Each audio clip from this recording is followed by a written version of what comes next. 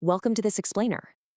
Today we're completely stripping away those glamorous Silicon Valley myths, the ping pong tables, the overnight billionaires, those sunny success stories, just to reveal the gritty, often brutal reality of leadership. We're looking at what actually happens when things go horribly wrong and the dream starts to fall apart. Okay, let's dive into this. We are looking at Ben Horowitz's definitive manual on managing the absolute toughest problems they simply do not teach you in business school. Horowitz is a highly respected venture capitalist and entrepreneur who has truly been through the fire. He realizes that standard management books try to give you recipes for challenges that frankly have no recipes. This explainer is all about the hard things, building a business when there are zero easy answers. So, here is our roadmap through the leader's crucible. First, welcome to the struggle. Second, telling it like it is. Third, letting good people go. Fourth, people, products, then profits. And finally, managing your own psychology. We're going to arm you with actionable survival tools for when things inevitably go off the rails. Section 1. Welcome to the struggle. When the dream becomes a nightmare. And this brilliantly illustrates the contrast. Most business books are super upbeat and formulaic. They tell you to just set massive goals. On one hand, we have that dream, right? You hire brilliant people, you build this beautiful product, and you set out to change the world. But on the flip side is the inevitable nightmare. The product has fatal flaws, the market shifts beneath your feet, your best people quit, and you're literally waking up in a cold sweat. The hard thing isn't setting the goal, it's what happens when things fall apart and you enter what Horowitz calls the struggle. Listen to this unflinching quote directly from the source. The struggle is when you wonder why you started the company in the first place. The struggle is not failure, but it causes failure, especially if you are weak. Man, that is heavy. This is the abyss. There are no easy answers here. But, and this is absolutely crucial, it is precisely in this struggle where true greatness is actually forged. When you're deep in the struggle, you've got to remember that technology business is chess, not checkers. Think about it. Because technology moves, competitors move, markets move, and people move, the board is constantly changing. It's incredibly complex. But because it's so dynamic, there is always a move. Always. You can't put the entire burden on your own shoulders. You have to stay focused, evaluate the board in front of you, and honestly, just play long enough to get lucky. If you can survive to see tomorrow, it might just bring the answer that seems completely impossible today. Section 2.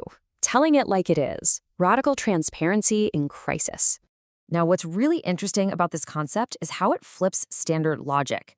As a CEO, there's this overwhelming, crushing pressure to be overly positive and just hide the bad news. But hiding it is totally counterproductive. In computer networking, the RIP routing protocol ensures that updates about network failures are broadcast immediately. Hurwitz uses this as a perfect metaphor for company culture. You want bad news to travel fast and good news to travel slow. Why? Because a bad culture keeps knowledge of fatal flaws lying dormant until it's literally too late to do anything about them. Let's break down this contrast. Hiding the truth, it just isolates you. Nobody takes bad news harder than the CEO because employees can eventually just walk away and get a new job, but you can't. You're the captain. But if you tell it like it is, you build immense trust. And more importantly, you get the maximum number of big brains working on your hardest problems. I mean, you spent all this time and money hiring incredibly smart people. It's an absolute waste not to let them help you solve the existential threats facing your business. Section 3, letting good people go. The hardest operational challenges. When a company fails to hit its plan, removing the people you fought so hard to hire is the absolute darkest phase of the crucible. It's awful, but there is a right way to do it. Let's walk through this playbook step by step. First, get your head right. Focus on the future, not the past. Second, don't delay. Leaks spread like wildfire and create massive anxiety. Third, be incredibly clear that you are laying people off because the company failed, not because of their individual performance. Fourth, and listen, this is the golden rule. Train your managers to do the firing themselves. Never, ever outsource this to HR. Managers have to stand tall and face the people who trusted them. Otherwise, they will lose the respect of everyone who stays. Fifth, address the whole company to provide context. And sixth, be visible. Don't go hide at a bar, walk the floor, talk to people, and actually show that you care. Let's move to the next level and see how this builds, because firing an executive requires a totally different, highly rigorous level of preparation. First up, you have to do a root cause analysis to figure out why you hired the wrong person in the first place. Was the role poorly defined? Did you hire for scale way too soon? Then, inform the board, get their support, and have the severance package completely approved in advance. When you sit down with the executive, you must use decisive language. This isn't a performance review. You say, I have decided, rather than I think, and provide those severance details immediately. Because let's be real, once they hear the news, they will rightly stop caring about the company and focus entirely on their own family and future. Section 4. People, products, then profits. In that exact order. The legendary Jim Barksdale famously said, we take care of the people, the products, and the profits in that order. Taking care of people is tough, especially as your company scales up. Take job titles, for example.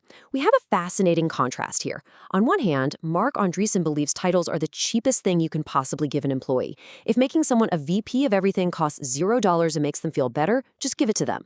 But on the other hand, Mark Zuckerberg takes the exact opposite approach. He hands out titles significantly lower than industry standard to force releveling and guarantee organizational clarity.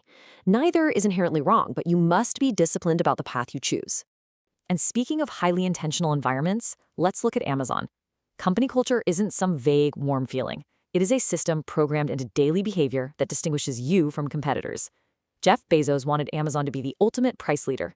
So to embed a culture of extreme frugality, he literally built desks out of cheap wooden doors from Home Depot. It creates immediate shock value.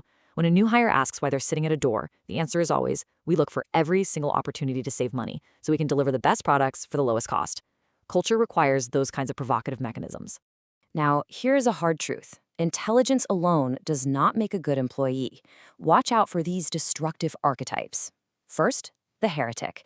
This person looks for faults just to build their own personal agenda, not to actually fix the company. Second, the flake.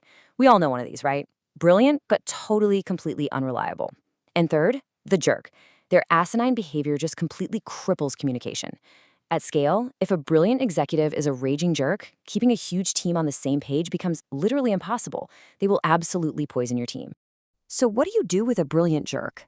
Well, the legendary football coach John Madden gave this vivid sports metaphor about dealing with highly talented but difficult players. He said, the bus must leave on time. However, sometimes you'll have a player that's so good that you hold the bus for him, but only him. If you have an employee making a massive, undeniable positive contribution, but they fit one of those toxic descriptions we just talked about, well, you can only bend the culture rules for them if they are truly exceptional. And even then, as the CEO, you must personally step in to mitigate their toxicity to protect the rest of the company. Section 5. Managing your own psychology. The ultimate internal battle. So the crucial point here is this. Beneath all the hiring and firing, the absolute hardest skill for any leader is managing their own mind amidst the chaos. If you manage 10 people, you might see very few mistakes. But when you manage an organization of 1,000 people, you are going to see unimaginable incompetence. You'll see people frittering away money, wasting time, and doing incredibly sloppy work. It will literally make you feel sick to your stomach. And you know what the absolute worst part is? It's all your fault. You designed the organization. You hired the management. The stress of that realization is just staggering. To survive this psychological torture without completely demonizing yourself or your employees, you need practical survival techniques. First, make friends with people who have actually been through it. Their perspective is invaluable. Second, get it out of your head and onto paper. Write things down to separate your raw emotions from the logic of a decision. Third, and I love this analogy, like a race car driver, focus on the road, not the wall. If you stare at the 1,000 things that could sink your ship, the wall, you are going to drive right into it. Focus on where you want to go. And finally, when you're lying there in a cold sweat facing the torture, remember the one thing every great CEO has in common. They didn't punk out and they didn't quit.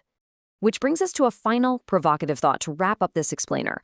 Over the last decade or so, technological advances have dramatically lowered the financial bar to start a company. It's never been cheaper. But the courage bar?